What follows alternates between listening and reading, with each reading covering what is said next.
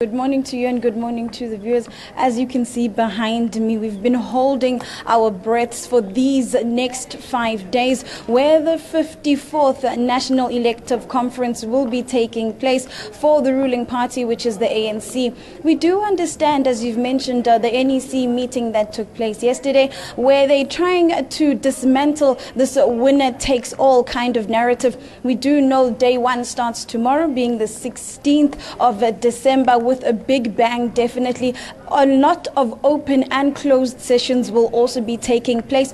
First of all, tomorrow there will be an opening where Chair Baleka Mbete will be speaking and introducing everybody, just getting a feel of the media and where they lie. Moving on to, a closed session where, constitutional kind of talks will be taking place by the delegates, and then to an open session round about 8:30 tomorrow, where the nominations for the President, the Secretary General, the National Chair, as well as the Treasury General will go through. We do know then Tuesday is the next day, where the announcements of these positions will be made. Then also nominations for the Deputy President as well as the Deputy Secretary General, depending on whether the Constitution changes, the structures of introducing two DSGs might come along. But that obviously is up to the delegates, with them obviously having the responsibility and the power moving on all actions of the ANC.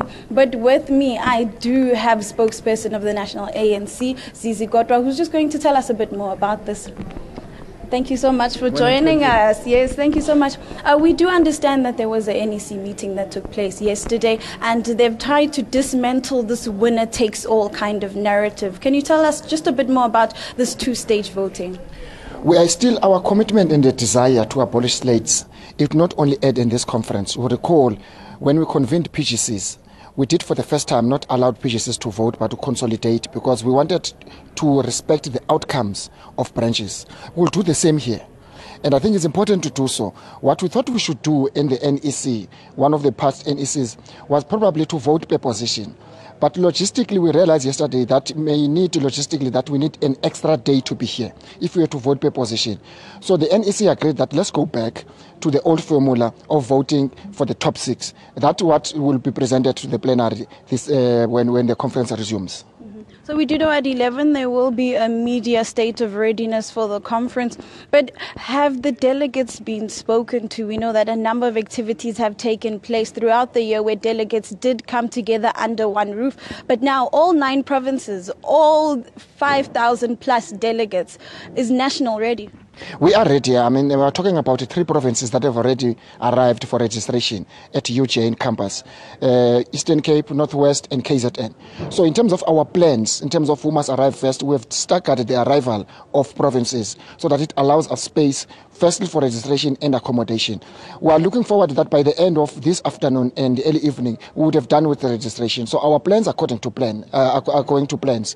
Tomorrow we should start with the open session. The conference will start as planned. I must indicate, though, that as you can see, this controlled environment, we are not going to accept any form of ill discipline. Whether it's some people who come with violence, who think that they will come and disrupt the conference, there won't be any disruption. The worst thing that we'll do is to disqualify any delegate who comes with the intention to destabilize or to cause violence at this conference.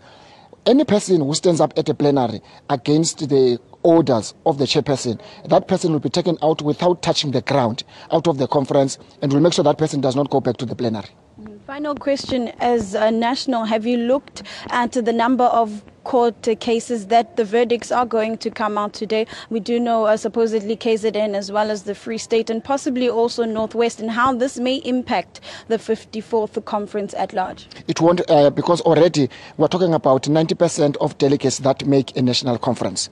So the national conference is not a conference of provinces. Some of those cases have to do with 1 or 2, they have to do with PECs, for example, in the case of Free State.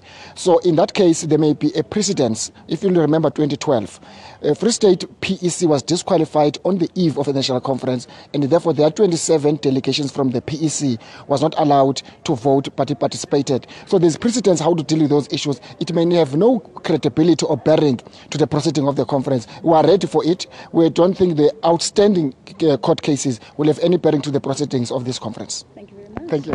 Thank you. So we've heard from the ANC spokesperson saying that they are more than ready for the next 5 days. Obviously, ill discipline will not be a stand for, and definitely it seems that it's going to be a very interesting 5 days indeed. We know that they are trying to dismantle these slates that have been created throughout the year. This winner takes all, knowing that the president come out the fifth day of this conference being Wednesday will have to also implement the policies that they are going to consolidate and implement inside the very doors here at Nasrec.